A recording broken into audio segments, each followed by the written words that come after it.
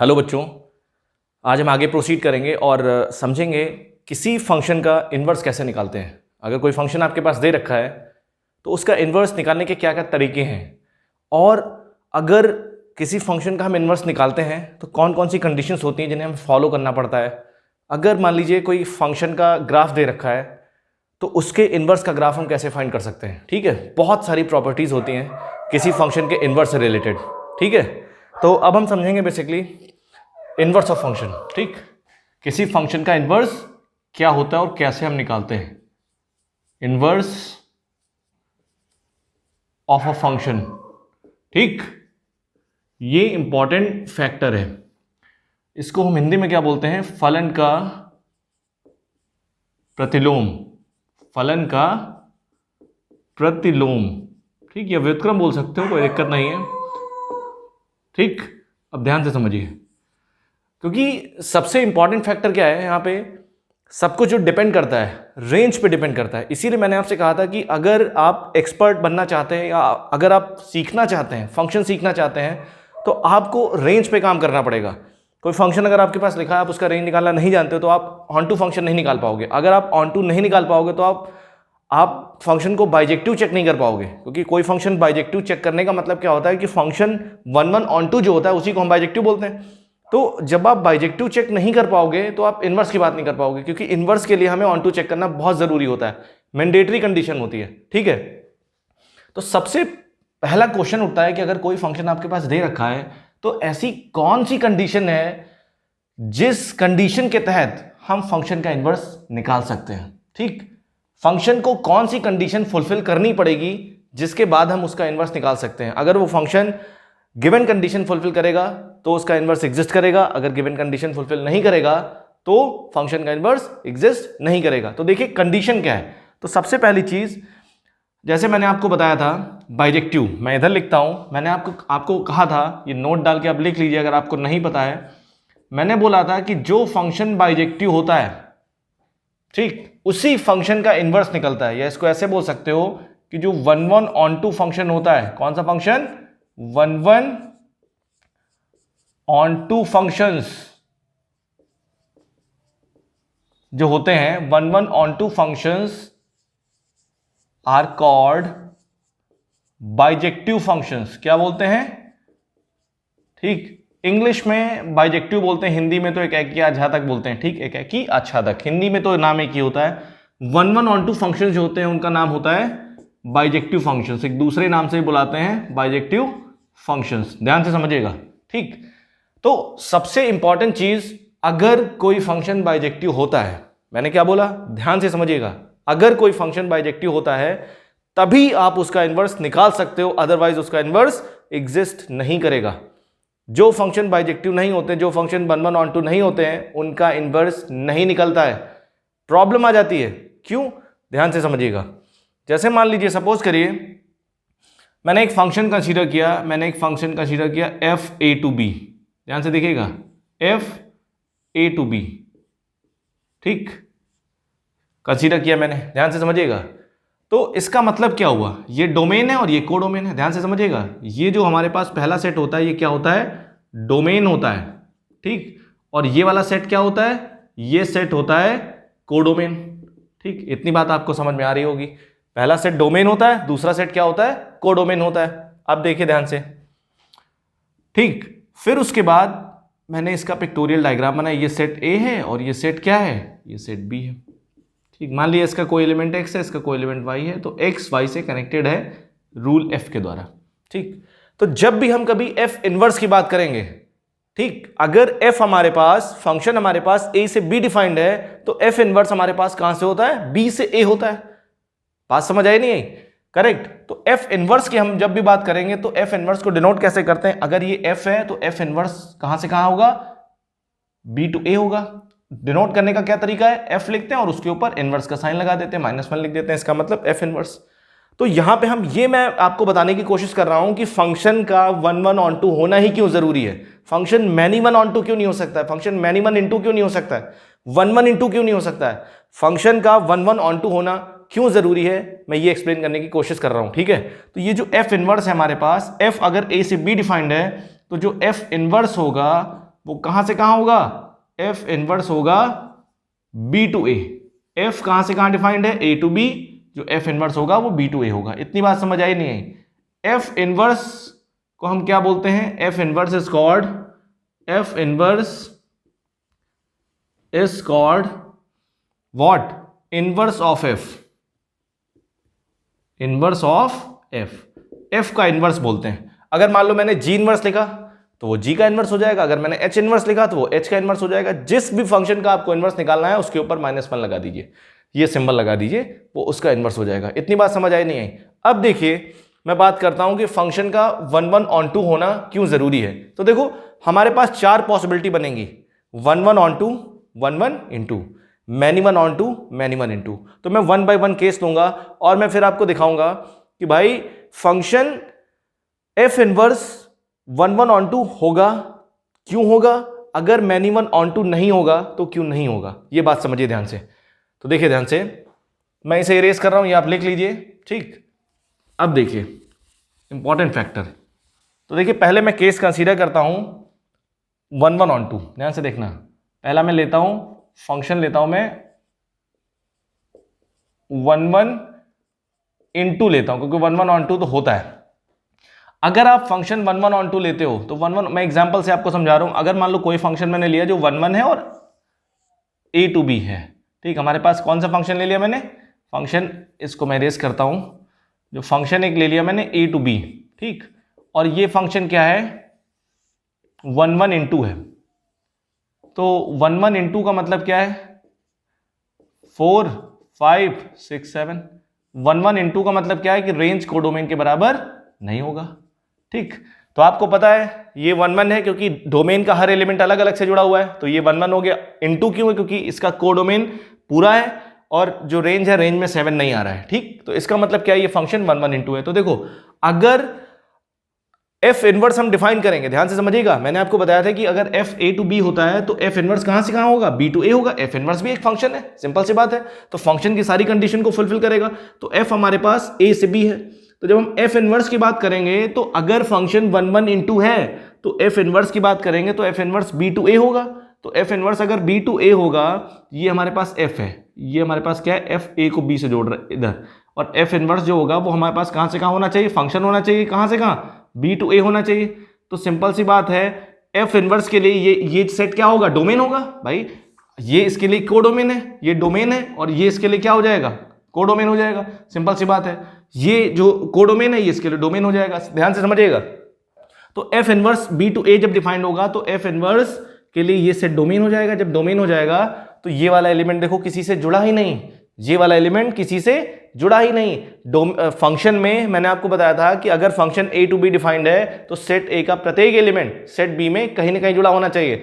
तो इसका मतलब F inverse B to A function नहीं हो सकता है, एफ इनवर्स कभी फंक्शन हो ही नहीं सकता।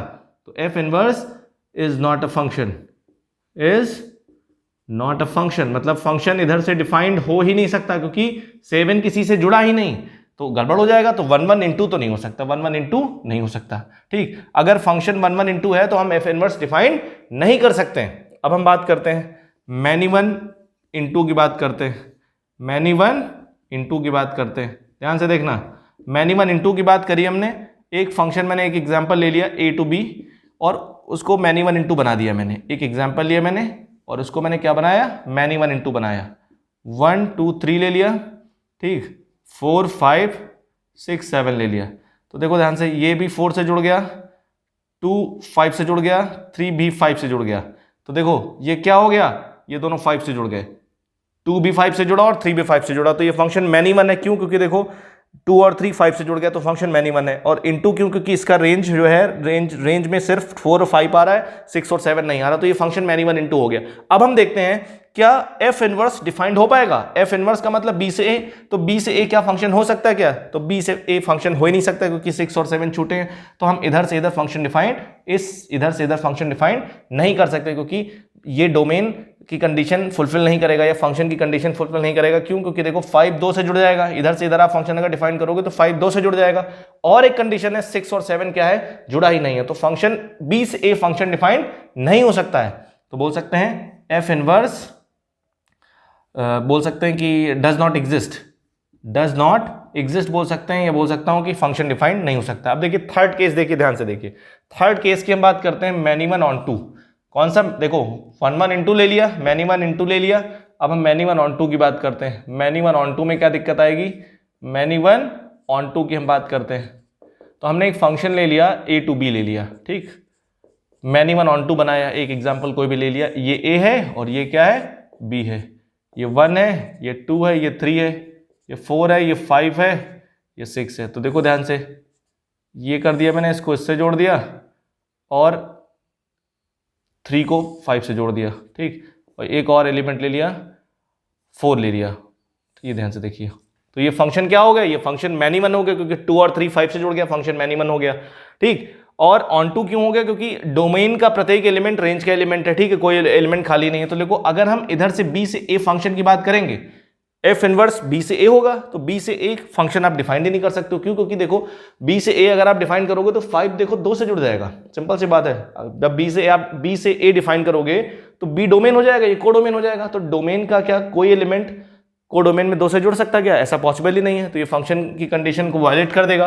तो इसका मतलब क्या है कि बी से ए फंक्शन डिफाइन नहीं हो सकता, तो बोल सकते हैं कि एफ इनवर्स एग्जिस्ट नहीं करेगा, F inverse does not exist, does not exist, F inverse exist नहीं करेगा। तो अब एक केस बचा, वो भी आखिरी केस बचा, 1 1 ऑन टू फंक्शन। तो देखो ध्यान से, मैं third case fourth case consider कर रहा हूं, 1 1 ऑन टू फंक्शन।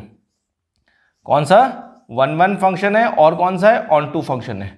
मैं ये वाला फंक्शन ले रहा हूं, मैं अब देखता हूं क्या इसमें कोई दिक्कत आती कि नहीं आती है। तो मैंने एक फंक्शन ले लिया ए टू बी ले लिया और 1 1 ऑन टू बनाया। तो ध्यान से देखिएगा, ये ए हमारे पास है और ये क्या है, बी है। फंक्शन 1 1 ऑन टू है, 1 2 3 4 5 6, 1 4 से जुड़ गया, 2 5 से जुड़ गया, 3 6 से जुड़ गया, ठीक। अब देखो ये फंक्शन 1 1 ऑन टू है, ठीक, क्योंकि प्रत्येक एलिमेंट अलग अलग से जुड़ा हुआ है और डोमेन का प्रत्येक को डोमेन का प्रत्येक एलिमेंट रेंज का एलिमेंट है। तो सिंपल सी बात है यहां पे कि आप इधर से तो फंक्शन है हो सकता है इधर से तो फंक्शन है ही, लेकिन इधर से भी बी टू ए भी फंक्शन आप डिफाइन कर सकते हो, फंक्शन की कोई भी कंडीशन वॉलेट नहीं होगी, ठीक। बी से ए भी फंक्शन डिफाइन किया जा सकता है, फंक्शन की कोई भी कंडीशन वॉलेट नहीं होगी। तरीका समझ आया नहीं है? तो कहने का मतलब ये है कोई दिक्कत नहीं आएगी, फंक्शन की कोई भी कंडीशन वॉलेट नहीं होगी। इसीलिए कहा जाता है कि जब हम एफ इनवर्स की बात करते हैं, इनवर्स ऑफ फंक्शन की बात करते हैं, तो यहाँ पे एक चीज़ जरूरी होती है कि फंक्शन का 1 1 ऑन टू होना बहुत जरूरी है, क्योंकि फंक्शन अगर 1 1 ऑन टू होगा नहीं तो उसका इनवर्स निकलेगा नहीं, इनवर्स निकलेगा नहीं तो हम आगे बात ही नहीं कर सकते। पता लगा फंक्शन 1 1 ऑन टू है ही नहीं, आपने इनवर्स निकाल दिया उसका, ठीक, क्योंकि 1 1 ऑन टू नहीं होगा तो फंक्शन बी से ए डिफाइंड हो ही नहीं पाएगा। जब बी से ए डिफाइंड नहीं हो पाएगा तो उसका इनवर्स कैसे निकलेगा, आपने इनवर्स निकाल दिया तो गलत हो जाएगा फिर। तो इसलिए किसी भी फंक्शन का इनवर्स निकालने के लिए आपको सबसे पहले चेक करना होगा फंक्शन 1 1 ऑन टू है कि नहीं। अगर फंक्शन 1 1 ऑन टू नहीं है तो आप सीधे सीधे मेंशन कर दोगे, सीधे सीधे लिख दोगे inverse of function does not exist.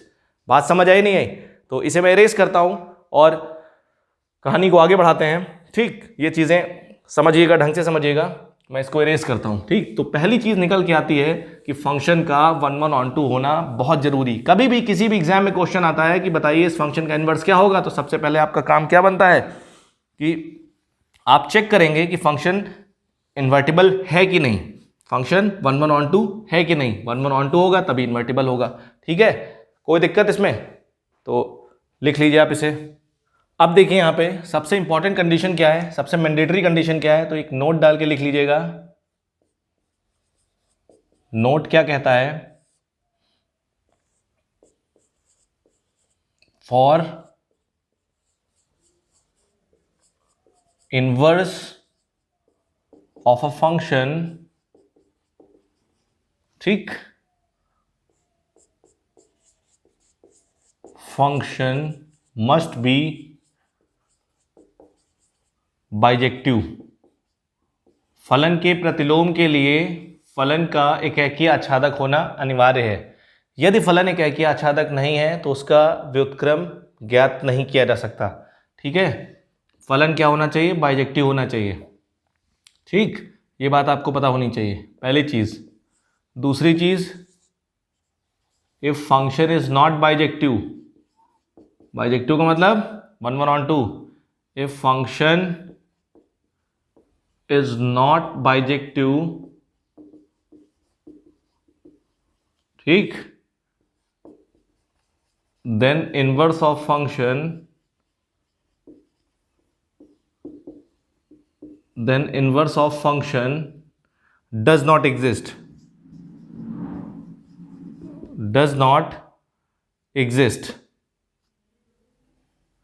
inverse of function does not exist। अगर फंक्शन बाइजेक्टिव नहीं है, फंक्शन एक एकि आच्छादक नहीं है, फंक्शन 1 1 on 2 नहीं है, तो उसका इन्वर्स कभी भी निकलेगा नहीं। ठीक है, इतनी बात आपको समझ आ रही होगी। तो सबसे पहली चीज, मेन कंडीशन है। अब देखिए हम बात करते हैं इन्वर्स फाइंड कैसे करते हैं। ठीक, ध्यान से समझिएगा। अब सिंपल सी बात है कि अगर मान लो फंक्शन 1 1 on 2 हो गया, अब 1 1 अगर on 2 हो जाता है फंक्शन, तो कोडोमेन रेंज के बराबर हो जाता है। ठीक, तो यहां पे समझना है, मैं इसे इरेज कर रहा हूं, थोड़ा सा आगे बात करते हैं। ठीक, तो फंक्शन देखिए अगर 1 1 on 2 हो गया तो कोडोमेन को आप क्या बोल सकते हो, रेंज बोल सकते हो। ठीक, तो अब देखिए ध्यान से क्या स्ट्रेटजी है, क्या तरीका है। ठीक, तो जैसे मान लो सपोज करो हमारे पास क्या है, कोई फंक्शन है एफ ए टू बी। ठीक, और ये फंक्शन क्या है, ये फंक्शन जो है कौन सा फंक्शन है, 1 1 on 2 है, 1 1 on 2 फंक्शन है। अगर ये फंक्शन 1 1 on 2 है तो ये क्या है बताइए, ये डोमेन है,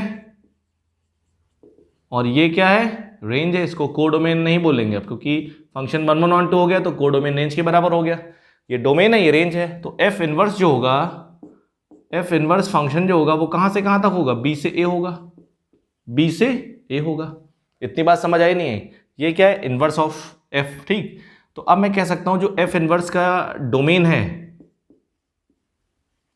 domain of F inverse, F inverse का जो डोमेन है देखो वो किसका रेंज है, एफ का रेंज है, रेंज ऑफ एफ। और रेंज ऑफ एफ इनवर्स जो है, रेंज ऑफ एफ इनवर्स जो है वो किसका डोमेन है, देखो इसका जो रेंज है वो डोमेन किसका, एफ का डोमेन है, डोमेन ऑफ एफ।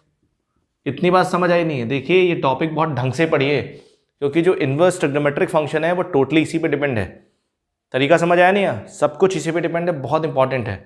अभी देखिए इतनी बात समझ आई नहीं है। अब देखिए हम बात करते हैं क्या क्या तरीके होते हैं निकालने के, क्या क्या स्ट्रेटजी होती है निकालने की। ठीक, अब देखिए ध्यान से समझिएगा। तो सबसे पहला काम क्या है कि अगर आपके पास कोई भी फंक्शन दे रखा है तो आपको कैसे निकालना है, कि उसका इन्वर्स कैसे निकालना है। ठीक, इन्वर्स निकालने की एक तरीका होता है उसका। तो स्टेप देखिए, steps.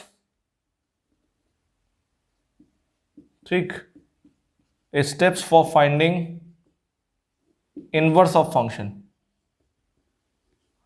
Finding inverse of function. किसी भी फंक्शन के इनवर्स निकालने के क्या क्या स्टेप्स होते हैं।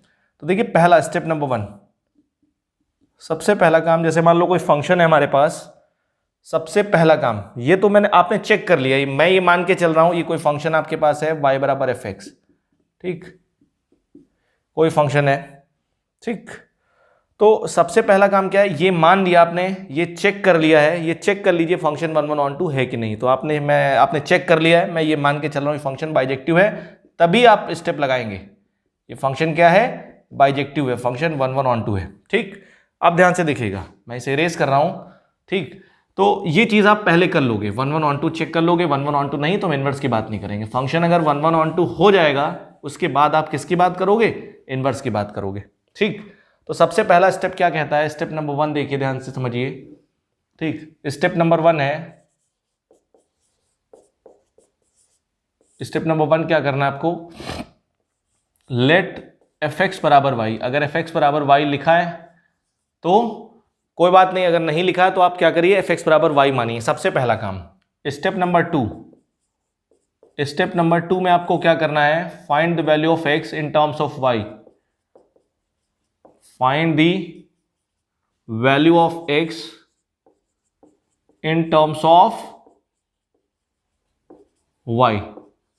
एक्स की वैल्यू किसके टर्म में फाइंड करनी है, वाई के टर्म में। जब आप एक्स की वैल्यू वाई के टर्म में फाइंड करोगे तो एक्स बराबर आपके पास कोई फंक्शन आएगा, उसको मैंने बोल दिया एक्स बराबर जी वाई।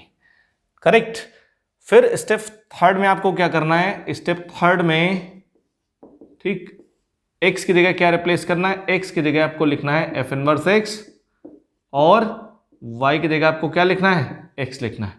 इतना लिखने से तो जब x की जगह पे आप एफ इनवर्स x लिखोगे और y की जगह x लिख दोगे तो आपके पास कितना आ जाएगा, आपके पास इन्वर्स आ जाएगा। ठीक, तो ये जो हमारे पास आएगा ये क्या है, ये रिक्वायर्ड इन्वर्स है। तरीका समझ आया नहीं है, ये क्या है, रिक्वायर्ड इन्वर्स, ये इन्वर्स आ जाएगा। ये तरीका होता है, स्ट्रेटजी होती है। बात समझ आई नहीं है, करेक्ट, कोई दिक्कत?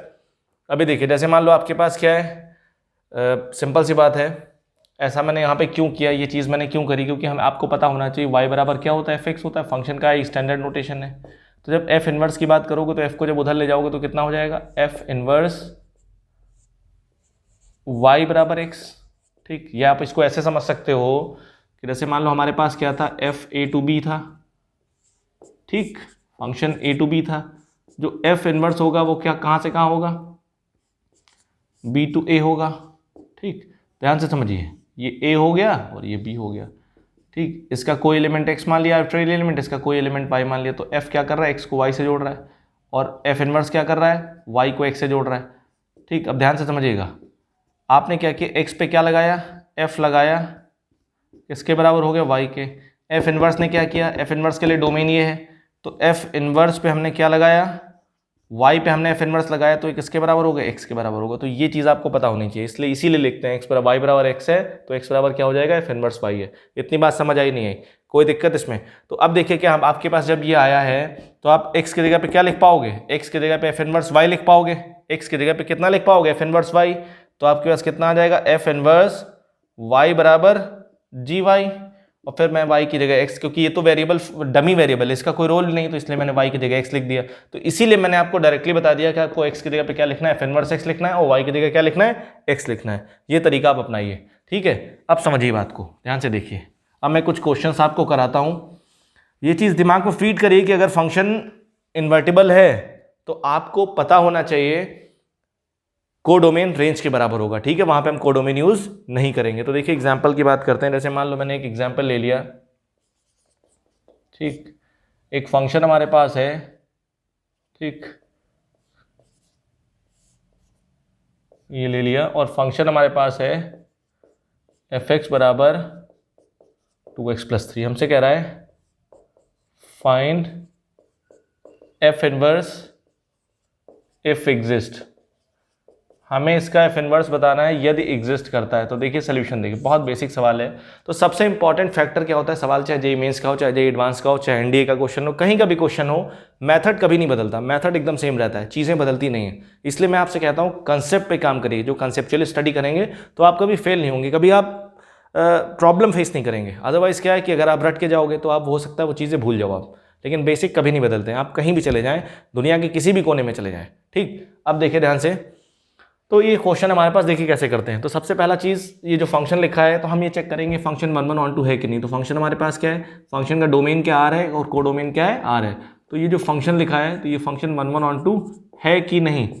तो सिंपल सी बात है, ये मैंने y मान लिया इसको। तो 11 के लिए मैंने 3 फंक्शन आपको बताया, 3 तरीके मैंने आपको बताए थे। तो मैंने क्या कर दिया, इसको fx1 बराबर fx2 से भी सॉल्व कर सकते हो आप, चाहे डिफ्रेंशिएशन कर दो इसका, इसको मैंने डिफ्रेंशिएट कर दिया। जब आपने डिफ्रेंशिएट किया तो कितना आ गया, dy/dx बराबर कितना आ गया, 2 आ गया।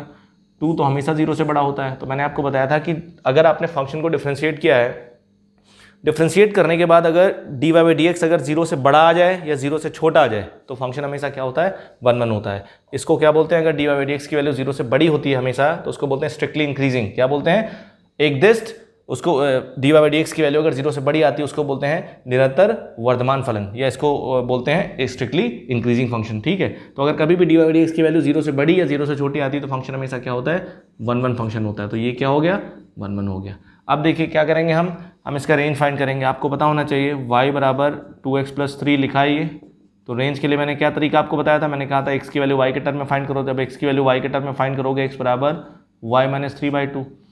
तो यहाँ से देखो क्या है, ये y पे देखो, y का डोमेन फाइंड करेंगे। इसका डोमेन जब फाइंड करोगे तो y बिलोंग्स टू क्या आ रहा है, रियल नंबर। तो इसका मतलब रेंज भी क्या आ गया, इसका रेंज क्या है, रेंज बराबर रियल नंबर, जो कि किसके बराबर है, कोडोमेन के बराबर है।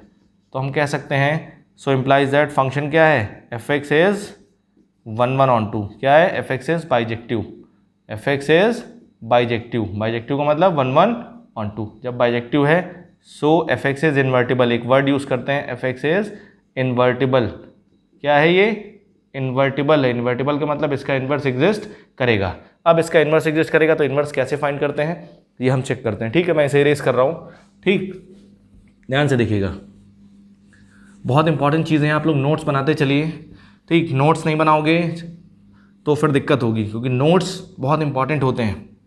अभी देखिए, तो हम क्या करेंगे, अब इसका हम इन्वर्स फाइंड करते हैं। तो ये फंक्शन क्या हो गया, हमने ये तय कर लिया ये फंक्शन 1 1 on 2 है, तो इसलिए हम इसके इन्वर्स की बात करेंगे। तो फंक्शन हमारे पास क्या लिखा है, फंक्शन लिखा था एफ एक्स बराबर 2x + 3, इसको मैंने क्या माना, y माना। y मानने के बाद x की वैल्यू फाइंड करें, x की वैल्यू कितनी आ गई, y - 3/2। फिर मैंने क्या किया, x की जगह पे क्या लिखा, x की जगह पे f इनवर्स x लिखा, और y की जगह मैंने क्या लिखा, y की जगह x लिखा मैंने। तो कितना आ जाएगा बताओ, f इनवर्स x आ जाएगा ये, और ये कितना आ जाएगा, x - 3/2। इतनी बात समझ आई नहीं आई, तो ये इसका क्या आ गया, इन्वर्स आ गया, ये आंसर आ गया। इतनी बात समझ आई नहीं आई, कोई दिक्कत इसमें? अब देखिए ध्यान से, अगला क्वेश्चन हम लेते हैं। एक क्वेश्चन मैंने लिया एफ एक्स बराबर, ठीक, एक फंक्शन लिया मैंने एफ एक्स बराबर, ये कहाँ से कहाँ डिफाइंड है, बेसिकली आर से, आर में डिफाइंड है, और फंक्शन हमारे पास है x² - 5x + 6, ठीक। और हमसे कह रहा है एफ इनवर्स बता दो क्या होगा इसका, इस फंक्शन का इन्वर्स क्या होगा, ठीक। तो सबसे पहले हम ये चेक करेंगे, चेक करना जरूरी है कि फंक्शन 1 1 on 2 है कि नहीं, क्योंकि फंक्शन अगर ये 1 1 on 2 नहीं होगा तो इसका इन्वर्स निकलेगा नहीं, इन्वर्स निकलेगा नहीं तो हम लिख देंगे कि इन्वर्टिबल नहीं है, ठीक। तो उसके लिए मेरे को 1 1 चेक करना है। तो देखो क्या है कि अगर इस फंक्शन का आप ग्राफ बना सकते हो तो ग्राफ बनाइए, क्योंकि देखो ग्राफिकली चीज़ें बहुत आसान हो जाती हैं, ठीक। तो हमने इसका ग्राफ बनाया, आपको पता है x² - 5x + 6, इसका ग्राफ आपको बनाना सिखाया गया है। तो जब इसका ग्राफ हमने बनाया तो इसका ग्राफ कुछ ऐसे करके बनेगा, ठीक। जब इसका ग्राफ आपने बना दिया तो सिंपल सी बात है, ये पॉइंट कितना हो गया, ये पॉइंट हो गया 0,6, और जब आपने इसका ग्राफ बनाया, इसका डोमेन क्या आर है, पूरे आर के लिए ग्राफ लेना है। तो हॉरिजॉन्टल लाइन टेस्ट से, जैसे आपने हॉरिजॉन्टल लाइन टेस्ट लगाया तो ये क्या हो गया, हॉरिजॉन्टल लाइन खींची आपने, तो ये देखो 2 बार कट कर गई। कितनी बार कट कर गई, 2 बार कट कर गई। तो इसका मतलब क्या है, 2 बार कट कर गई, तो ये फंक्शन क्या हो गया, मैनी वन हो गया। क्या हो गया, मैनी वन हो गया। ये मैनी वन हो गया, मैनी वन फंक्शन हो गया। तो जब मैनी वन हो गया फंक्शन, तो मैं लिख सकता हूँ सो implies that function is not bijective, function is not bijective, function bijective नहीं है, बाइजेक्टिव नहीं है, so not invertible, not invertible. Hindi में क्या लिखेंगे, ये फंक्शन का व्युत्क्रम या फंक्शन का प्रतिलोम, फलन का प्रतिलोम नहीं निकल सकता, ठीक है।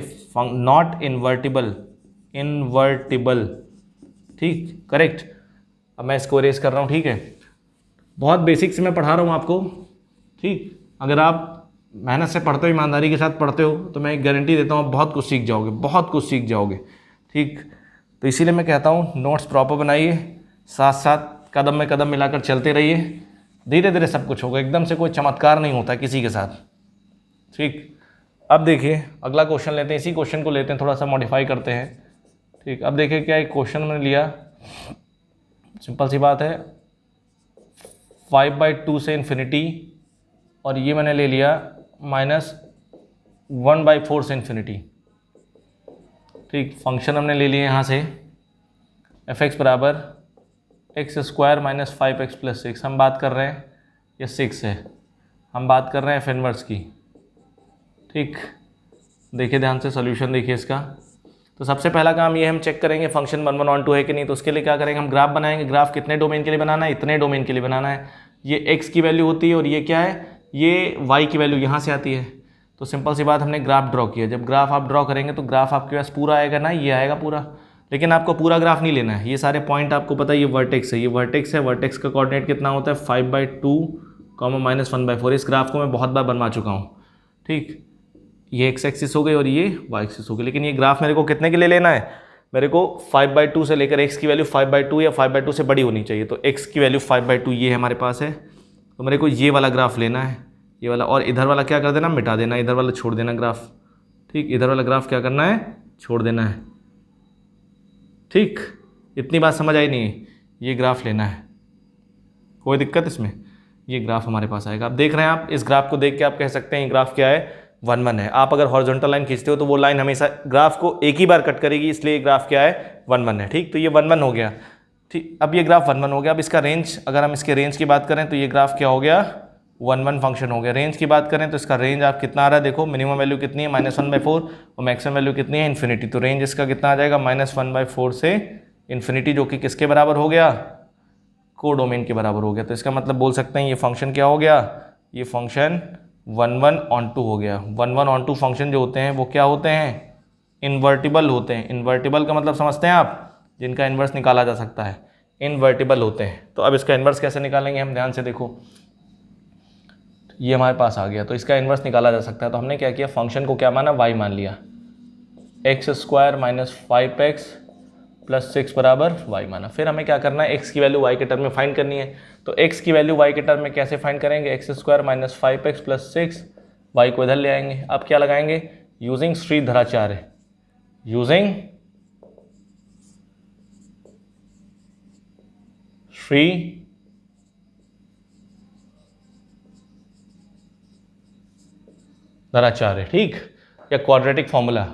तो यहाँ से कितना आ जाएगा, x बराबर कितना आएगा, -b, -b करेंगे, -b plus minus square root of b square मतलब 25 - 4ac, a1 है, ये आ जाएगा अपॉन 2a, ये आया नहीं है, a1 है। तो यहाँ से x बराबर कितना आ गया, x बराबर आ गया 5 प्लस माइनस ये हो जाएगा 1 और प्लस 4y हो जाएगा अपॉन 2। अब देखो यहाँ से x की 2 वैल्यू आई, x की कितनी वैल्यू है, 2 वैल्यू है, मेरे को कौन सी वैल्यू लेनी है समझना है, ये इंपॉर्टेंट है। यहाँ से देखो x की 2 वैल्यू आ गई, x की कितनी वैल्यू आई, 2 वैल्यूज आई। ठीक, x बराबर देखो कितना आया, x बराबर हमारे पास आ गया 5 plus square root of 1 + 4y/2 और यहाँ से x बराबर कितना आ गया 5 minus square root of 1 + 4y/2। अब हम ये लें कि ये लें, ये थोड़ा सा प्रॉब्लम है। तो ये क्वेश्चन अच्छे लेवल का क्वेश्चन है, तो ये वाला लें कि ये लें, इसके लिए हमें क्या करना होता है, इसके लिए हमें इसका यूज़ करना होगा। ये देखो ध्यान से, ये जो वैल्यू है ना, ये जो डोमेनो दे रखा है, तो 5/2 पे वैल्यू कितनी मिल रही है, -1/4 मिल रही है। तो सिंपल सी बात है, y की वैल्यू अगर हम -1/4 रखें तो हमें कितना मिलना चाहिए, 5/2 मिलना चाहिए x की वैल्यू। ठीक, अब ध्यान से देखो, मैंने क्या लिखा, y की वैल्यू कितनी रखी, y की वैल्यू मैंने -1/4 रखी। तो -1/4 अगर रखोगे आप यहाँ से तो ये 0 हो जाएगा। ठीक, ये मिला 5/2 मिला। ठीक, इतनी बात समझिएगा आप। अब ध्यान से देखिएगा, ये पॉइंट कितना होता है, ये पॉइंट होगा 3,0। तो अगर हम सिंपल सी बात है 3 रख दें, कितना रखें, x की वैल्यू कितनी रखें, 3 रख दें, तो y कितना मिलना चाहिए, 0। तो y बराबर 0 रखते हैं हम, y बराबर हम 0 रखते हैं, देखते हैं हमें कितना मिलता है। तो y बराबर जैसे ही हमने 0 रखा, y बराबर जैसे ही हमने 0 रखा, तो y बराबर 0 पे x कितना मिलना चाहिए, 3 मिलना चाहिए, क्योंकि ये पॉइंट आपको पता होना चाहिए 3,0 होता है। ठीक, करेक्ट, क्योंकि भाई इसी रेंज का पॉइंट है ना 5/2 से इन्फिनिटी। तो आपको क्या करना है, इसके करस्पॉन्डिंग कोई एक पॉइंट रखना है। आपको पता है 3 इसमें आएगा, 3 जब इसमें रखोगे आप, 3 के करस्पॉन्डिंग y की वैल्यू कितनी मिलेगी, क्योंकि 3 इसका रूट है, तो 3 के करस्पॉन्डिंग वैल्यू कितनी मिलेगी, 0 मिलेगी।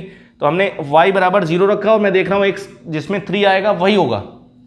तो y बराबर 0 मैंने रखा, तो देखो इसमें कितना आ रहेगा 5 - 1, y बराबर 0 जब रखोगे तो ये जाएगा 5 - 1/2 मतलब 4/2, 2 आ रहा है। और ये कितना हो रहा है, y बराबर 0 जब रखोगे तो x कितने, ये आ जाएगा 3। तो कौन सा लेंगे हम, y बराबर 0 रखने पे जो हमें क्या देगा, x बराबर 3 देगा, वही वाला x हम ले लेंगे। ठीक, तो y जब 0 इसमें रखोगे तो यहाँ से 3 तो मिलेगा नहीं, y बराबर जब 0 इसमें रखोगे तो यहाँ से कितना मिल जाएगा 5/6/2, 3 मिल जाएगा। तो ये वाला हम ले लेंगे और ये हम क्या कर देंगे, ये वाला हटा देंगे। तरीका समझ आया नहीं है, करेक्ट, कोई दिक्कत इसमें। अभी देखिएगा ध्यान से, तो यहाँ से कितना आ जाएगा, x की जगह क्या लिखते हैं, f इनवर्स x, और y की जगह कितना लिखेंगे, x लिखेंगे। तो कितना आ जाएगा 5 plus square root of 1 + 4x/2। तो यहाँ से हमारे पास ये कितना आ जाएगा, ये हमारे पास आंसर आ जाएगा।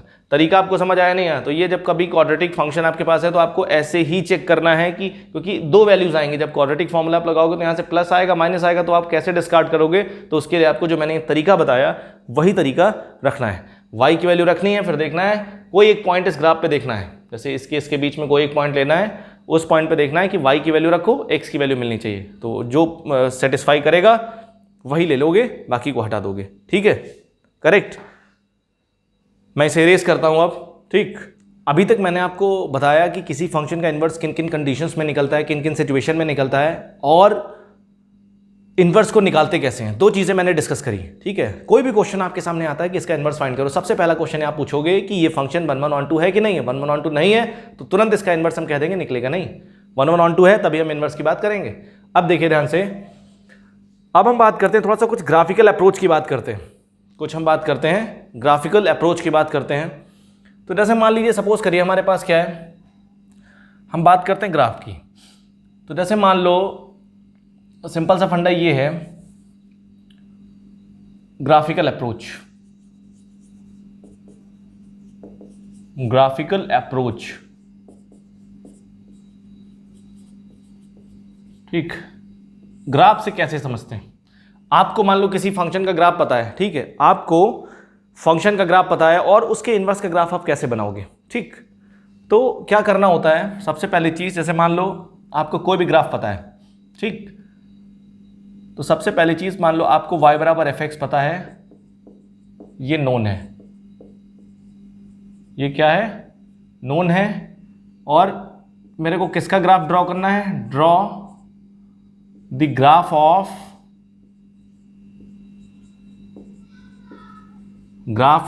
f inverse x। मेरे को y बराबर f इनवर्स x का ग्राफ ड्रॉ करना है। तो सबसे पहला काम क्या करना है, स्टेप नंबर 1, आपको, ठीक, आपको क्या करना है, लाइन ड्रॉ करनी है।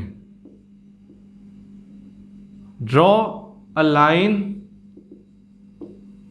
y बराबर x। आपको पता है y बराबर x एक लाइन होती है जो 45 डिग्री एंगल पे क्या होती है, इंक्लाइंड होती है। ठीक, y बराबर x एक बहुत फेमस लाइन है।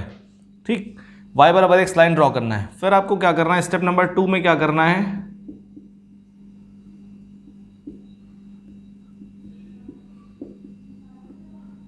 Take the reflection. ठीक, रिफ्लेक्शन बोल सकते हो या क्या बोल सकते हो, mirror image. Take the mirror image of fx with respect to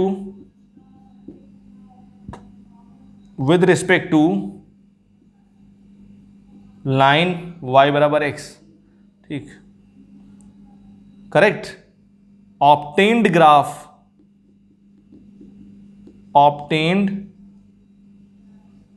graph is the graph of f inverse x। तरीका समझ आया नहीं है। तो सबसे पहला फंडा ये है कि अगर आपके पास किसी फंक्शन का ग्राफ है और आप उसके इन्वर्स का ग्राफ बनाना चाहते हो तो आपको क्या करना पड़ेगा, सबसे पहले y बराबर x लाइन ड्रॉ करिए। y बराबर x लाइन ड्रॉ करने के बाद क्या करना है, जो भी ओरिजिनल ग्राफ है उस ओरिजिनल ग्राफ का मेरे को क्या लेना है, मिरर इमेज लेना है, या बोल सकता हूं रिफ्लेक्शन लेना है। किसके रिस्पेक्ट में, लाइन के रिस्पेक्ट में। कौन सी लाइन, y बराबर x लाइन के रिस्पेक्ट में आपको क्या लेना है, रिफ्लेक्शन लेना है। रिफ्लेक्शन लेने के बाद जो ग्राफ मिलेगा वो किसका ग्राफ होगा, f इनवर्स x का ग्राफ होगा। अब देखिए ध्यान से, जैसे मान लो मैंने आपसे कहा, ध्यान से देखिएगा, ये हमारे पास क्या है, कोई भी ग्राफ ले लिया मैंने। मान लो मैंने एक ग्राफ ये ले लिया, ये ग्राफ बनाया मैंने। ठीक, मैंने आपसे कहा ये ग्राफ है y बराबर e की पावर x का। ठीक, और मैंने कहा इसका इन्वर्स का ग्राफ बनाओ। तो आपने क्या ड्रॉ किया, आपने एक लाइन ड्रॉ करी, y बराबर x लाइन। कौन सी लाइन ड्रॉ करी आपने एक लाइन ड्रॉ करी, y बराबर x लाइन ड्रॉ करी आपने। कौन सी लाइन ड्रॉ करी आपने, y बराबर x लाइन ड्रॉ करी आपने। ये लाइन कौन सी है, ये लाइन y बराबर x लाइन है हमारे पास। फिर हमें क्या करना है, इसका दर्पण प्रतिबिंब लेना है। मिरर इमेज का मतलब क्या है, दर्पण प्रतिबिंब, परावर्तन लेना है। ठीक है, तो क्या करेंगे, सिंपल सी बात है। अब देखो परावर्तन के नियम आपको समझाता हूं कि जैसे मान लो ये हमारे पास मिरर है, ठीक है, तो अगर कोई ऑब्जेक्ट, मान लो ये हमारे पास है, ये ऐसे करके है, ये ऑब्जेक्ट है, तो तो हमें क्या करना होता है कि जो पॉइंट मिरर से जितनी डिस्टेंस पे है, क्योंकि कोई भी ऑब्जेक्ट पॉइंट का कलेक्शन होती है, तो जो पॉइंट मिरर से जितनी डिस्टेंस पे है उतनी ही डिस्टेंस पे आप अंदर बना दो। बात समझ आई नहीं है? करेक्ट, बात समझ आई नहीं है? और फिर इसको ज्वाइन कर दो। तो देखो इसकी इमेज क्या बनेगी, ये बनेगी नहीं बनेगी, इसका मिरर इमेज क्या बनेगा, ये बनेगा। सिंपल सी बात है। तो कहने का मतलब है क्योंकि कोई भी ऑब्जेक्ट है वो पॉइंट का कलेक्शन होता है, तो सिंपल सी बात है सेम डिस्टेंस पे पॉइंट बना दो। तो जैसे मान लो जब आप इसको ड्रॉ करोगे तो ये वाला पॉइंट है, ये कुछ ऐसे आएगा, ये इतनी डिस्टेंस पे है, तो ये पॉइंट इधर आएगा। ऐसे करते करते ड्रॉ करोगे तो कुछ ग्राफ आपका क्या बनेगा, ध्यान से देखिए, कुछ ऐसे करके बनता चला जाएगा। ये बात समझ आई नहीं है? तरीका समझ आ रहा नहीं आ रहा है? ये ग्राफ बनता चला जाएगा आपको। ये जो ग्राफ बना हमारे पास, ये क्योंकि इसका इमेज लोगे तो ये बनेगा, ये ग्राफ बनता चला जाएगा। और ये ग्राफ जो आ रहा है, ये अगर ये ग्राफ हमारे पास किसका है, ये fx का ग्राफ है, तो ये ग्राफ किसका है, ये वाला ग्राफ है f इनवर्स का ग्राफ है। इतनी बात समझ आई नहीं आई? तरीका समझ आया नहीं है? जैसे मान लो अगला देखो, मैं आपको ग्राफ बना के देता हूं।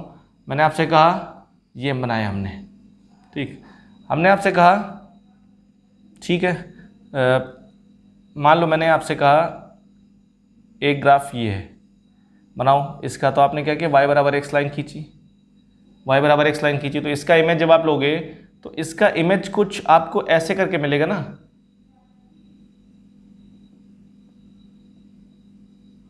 नहीं समझे आप? तरीका समझ आया नहीं है? इसका इमेज जब आप लोगे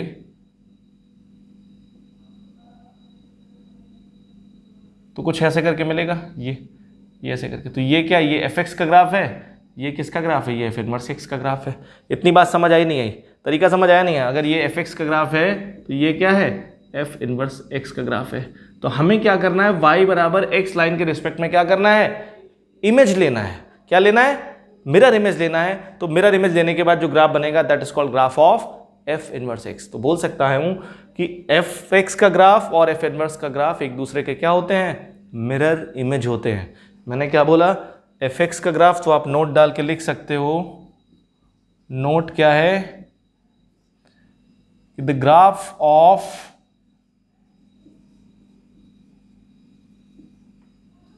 fx एंड f इनवर्स, ठीक, बोथ आर मिरर इमेज,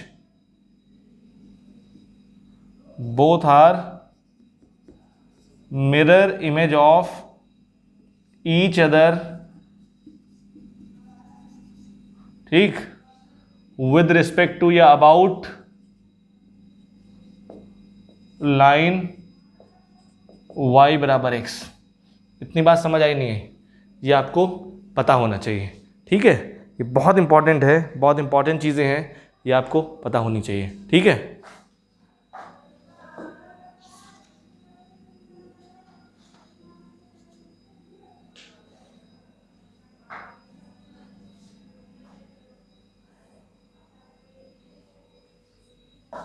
ठीक है, बहुत बेसिक है ये, बहुत बेसिक से मैंने आपको बताया है। अब देखिए क्वेश्चन और लेते हैं, ठीक।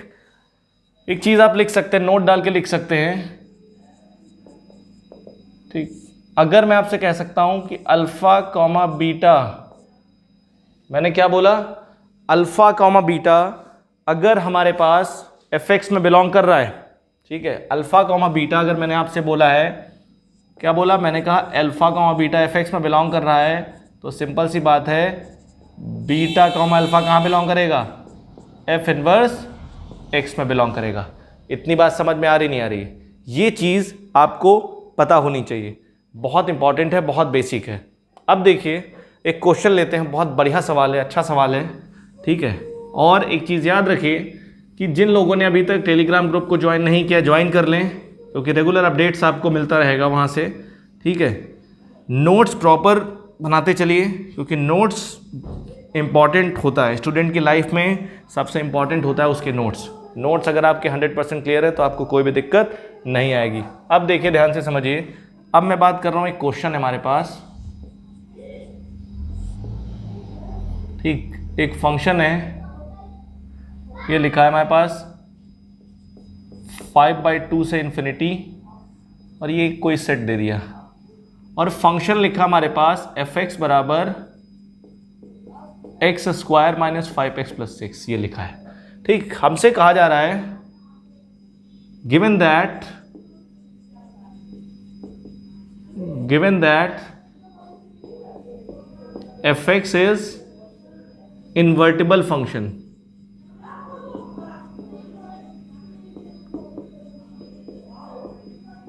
f(x) is invertible function, so find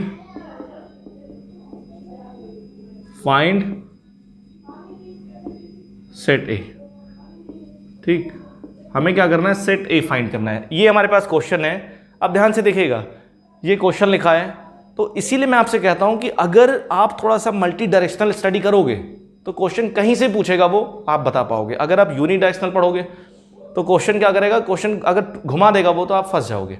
तो देखो ये क्वेश्चन लिखा हमारे पास, हमसे कह रहे हैं ये फंक्शन इन्वर्टिबल है। इन्वर्टिबल का मतलब, जो लोग हिंदी में है मैं समझा दूं, इन्वर्टिबल का मतलब होता है जो फंक्शन जिनका इन्वर्स निकल सकता है उनको बोलते हैं इन्वर्टिबल फंक्शन। ठीक, तो ये फंक्शन इन्वर्टिबल है, मतलब इसका इन्वर्स तो निकल सकता है। अगर इसका इन्वर्स निकल सकता है तो ये फंक्शन क्या होगा, 1/1 होगा। 1/1 फंक्शन जो होते हैं उसमें क्या होता है, ये जो कोडोमेन होता है ये क्या होता है, बेसिकली ये रेंज होता है ना। अगर ये फंक्शन 1/1 है तो सिंपल सी बात है ये क्या होगा, ये सेट ए क्या होगा, इसका रेंज होगा, नहीं होगा तो हम इसका रेंज निकाल लें, वही सेट ए होगा। तो सिंपल सी बात है, यहाँ क्या लिखेंगे, f is invertible, f is invertible, f invertible है, so implies that f is 1/1 1/1 है, तो मैं बोल सकता हूं set A is the range of f। f का रेंज है, और इसका रेंज आप जानते हो, इसका रेंज जब आप निकालोगे तो इसका रेंज आप ड्रॉ करोगे, जब इसको बनाओगे तो ये कुछ ऐसे आएगा। अभी मैंने आपको बताया था ये ग्राफ कुछ ऐसे करके जाता है, ये ग्राफ कुछ ऐसे करके जाएगा, और ये वर्टेक्स कितना था, ये वर्टेक्स था 5/2 -1/4। तो इसका जो रेंज हो जाएगा, सेट ए जो हो जाएगा, सेट ए हो जाएगा क्लोज इंटरवल -1/4 से इन्फिनिटी। ये हमारे पास क्या हो जाएगा, आंसर हो जाएगा। इतनी बात समझ आई नहीं आई, करेक्ट। तो सेट ए हमारे पास ये हो जाएगा। तो क्वेश्चन को कहीं से भी ट्विस्ट किया जा सकता है, ये भी एक वैरायटी है। अगला क्वेश्चन मैं आपको देता हूँ, ये आपके लिए SW है, ये आप करिएगा। ठीक है, इसी पैटर्न पे आधारित है क्वेश्चन। ठीक, इसी पैटर्न पे क्वेश्चन क्या है, डिपेंड है। ठीक, अब देखिए आगे थोड़ा सा, एक क्वेश्चन हमारे पास है। ठीक, क्वेश्चन हमारे पास है, सिंपल सी बात है। क्वेश्चन लिखा है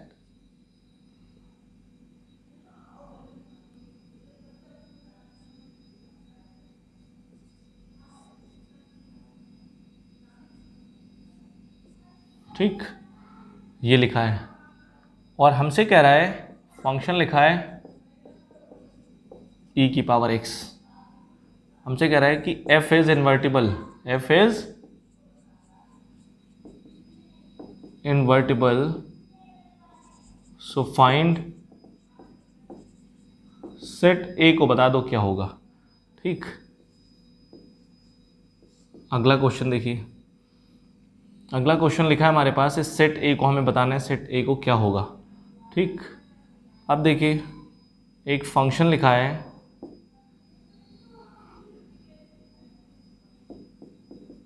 -π/2 से π/2, और ये लिखा है -1 से 1, और f(x) लिखा हमारे पास sin x। तो हमसे कह रहा है find f inverse x if possible, अगर पॉसिबल हो तो।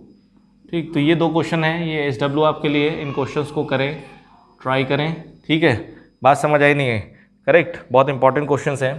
ठीक, इसे मैं इरेज करता हूँ। ठीक, तो ये बेसिकली मैंने इन्वर्स के बारे में आपको बताया। ठीक, इतना बेसिक आपको आना चाहिए। अगर ये बेसिक आपको नहीं आता है तो आप प्रॉब्लम में फंस जाओगे। ठीक है, कोई दिक्कत इसमें अभी तक? चलिए अब हम आगे स्टार्ट करते हैं। अभी तक हमने आपको इन्वर्स के बारे में काफ़ी कुछ बताया। इन्वर्स निकालते कैसे हैं, क्या स्ट्रेटजी होती है, क्या फंडामेंटल होता है, ठीक, काफ़ी कुछ बताया मैंने आपको। अब हमारा अगला टॉपिक होगा composition of function. Function composition कैसे निकालते हैं, कोई फंक्शन है उसका कंपोजिशन का क्या मतलब होता है, ठीक है। एफ ऑफ जी की बात करेंगे हम, जी ऑफ एफ की बात करेंगे, F of G G of F के बराबर होता है कि नहीं होता, ये भी इंपॉर्टेंट है। फिर उसके बाद हम आएंगे पीरियोडिक फंक्शन पे, ठीक। तो ये चीज़ें इंपॉर्टेंट हैं, काफ़ी ज़्यादा इंपॉर्टेंट है, ठीक। तो तब तक के लिए आप ढंग से पढ़ें, अच्छे से पढ़ाई करें। अगर कोई क्वेरी आपके पास है तो क्वेरी को टेलीग्राम ग्रुप पे लिखें, पोस्ट करें, मैं आपको बताऊंगा, आपकी हेल्प की जाएगी, ठीक। तो आज की वीडियो को यहीं रोकते हैं, ठीक। नेक्स्ट लेक्चर में आपसे मिलता हूँ सेम एनर्जी के साथ, तब तक के लिए थैंक यू।